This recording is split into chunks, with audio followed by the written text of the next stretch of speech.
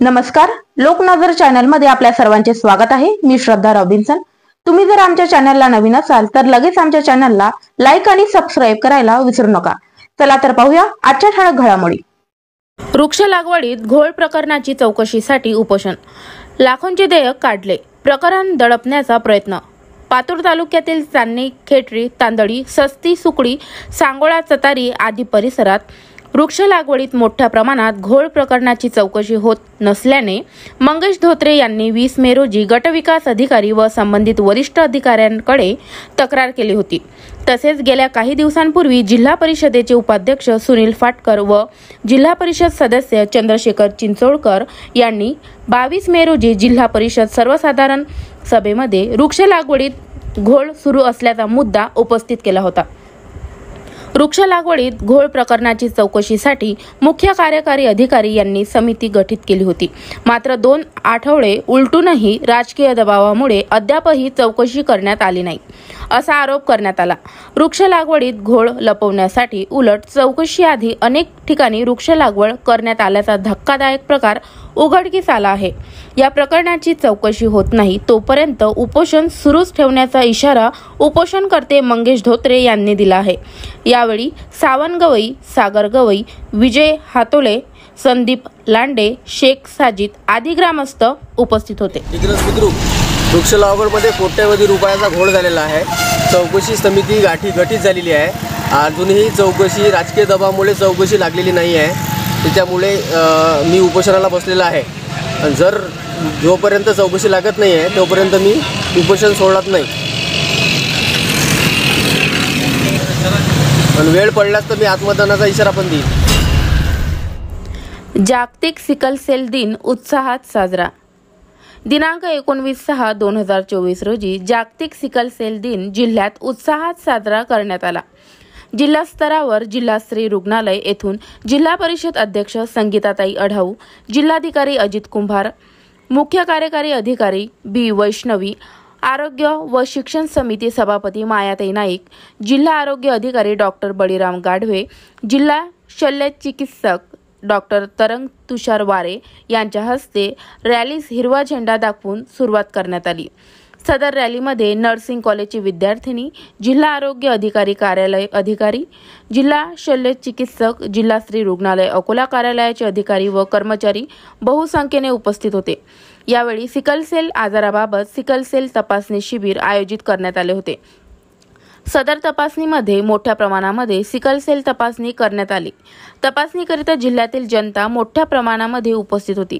Sickle sale आजार अनुवंशिक असून तो माता पित्यापासून मुलांना होतो। याकरिता जिल्ह्यात गेल्या 14 वर्षांपासून 1 ते 30 वर्ष वयोगटातील व्यक्तींची तपासणी करण्याची मोहीम राबवण्यात येत आहे। सिकल सेलग्रस्त किंवा वाहक रुग्णाने दुसऱ्या सिकल सेलग्रस्त किंवा वाहक रुग्णाशी विवाह केल्यास त्यांच्या होणाऱ्या अपत्यांना सुद्धा सिकल सेल आजाराचा धोका संभवतो। त्याकरिता विवाहापूर्वी सिकल सेल तपासणी करणे अत्यंत आवश्यक आहे। विवाहापूर्वी सिकल सेल आजार आढळून आल्यास त्यांनी निरोगी व्यक्तीशी विवाह केल्यास होणाऱ्या अपत्यास सिकल सेल आजाराचा धोका फारच कमी राहतो। त्याकरिता जनमानसामध्ये होणाऱ्या मोठ्या प्रमाणात जनजागृती करण्याची आवश्यकता आहे। त्याकरिता जगात 19 जून हा सिकल सेल आजार नियंत्रण दिन म्हणून साजरा करण्यात येतो। सिकल सेल आजारावर नियंत्रण मिळवण्याकरिता जिल्ह्यात विविध कार्यक्रम राबवण्यात येत आहे, जसे 1 ते 30 वर्ष वयोगटातील व्यक्तींची मोफत सिकल सेल तपासणी, सिकल सेल रुग्णांना मोफत समुपदेशन, सिकल सेल रुग्णांकरिता जिल्हा स्तरावर डे केअर सेंटर असून त्यामध्ये सिकल सेल रुग्णांचा मोफत उपचार करण्यात येतो। यासोबतच राज्य शासनाने संजय गांधी निराधार योजनेअंतर्गत सिकल सेल रुग्णांकरिता दरमहा पेन्शनचा लाभ सुद्धा सुरू केला आहे। यावेळी अतिरिक्त जिल्हा आरोग्य अधिकारी डॉक्टर शशिकांत पवार, जिल्हा स्त्री रुग्णालयाचे वैद्यकीय अधीक्षक डॉक्टर जयंत पाटील, जिल्हा स्त्री रुग्णालयाचे अतिरिक्त वैद्यकीय अधीक्षक डॉक्टर पटोकार आदी मान्यवर उपस्थित होते। कार्यक्रमाचे सूत्रसंचालन जिल्हा आशा समन्वयक सचिन उनवणे यांनी तर प्रास्ताविक डॉक्टर शीतल पवार यांनी केले। कार्यक्रमाचे आभार प्रदर्शन सिकल सेल समन्वयक किशोर फाळके यांनी केले।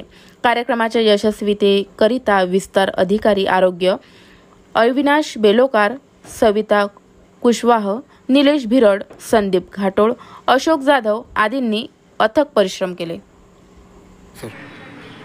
माननीय पोलीस अधीक्षक श्री बच्चन सिंह साहेब यांनी शहर वाहतूक नियंत्रण शाखाला आदेशित केले की अकोला जिल्ह्यामध्ये जे विद्यार्थी 18 वर्षाखालील आहेत परंतु दुचाकी वाहने चालवतात अशा विद्यार्थ्यांवर व त्यांच्या पालकांवर गुन्हे दाखल करून दंडात्मक कार्यवाही करावी याबाबत सूचना दिल्या। त्याप्रमाणे 15 दिवसाची मोहीम राबवून त्या मोहिमेमध्ये संपूर्ण जिल्ह्यात 25 मोटार वाहन कायद्याप्रमाणे कारवाई ज्यामध्ये 10,000 रुपये दंड आहे व 9 लोकांवर गुन्हे दाखल करण्यात आलेले आहे। ते लवकरच आरोपपत्र तयार करून न्यायालयामध्ये सादर करण्यात येतील। त्यामध्ये 3 वर्ष पालकांना सजा दिलेली आहे, 25,000 रुपये दंड आहे व जो मुलगा गाडी चालवत आहे त्याला 25 वर्षापर्यंत लायसन मिळणार नाही अशी कायद्यामध्ये तरतूद आहे। त्यामध्ये शाळेमधील मुख्याध्यापकांना सुद्धा कळविण्यात येत आहे की त्यांनी 18 वर्षाआतील मुले यांना त्यांच्या शाळेमध्ये दुचाकी वाहन घेऊन येऊ देऊ नये, त्याच्यावर प्रतिबंध लावावा। तसेच सर्व पालकांना विनंती करण्यात येत आहे की त्यांनी आपल्या 18 वर्षाआतील पाल्याला दुचाकी वाहन चालविण्यास देऊ नये, जेणेकरून अपघातावर नियंत्रण मिळवता येईल।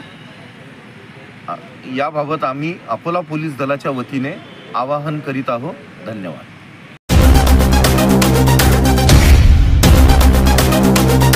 बातम्यांचा गजर पहा फक्त लोकनजर। आमच्या लोकनजर चॅनलला सबस्क्राईब करायला विसरू नका।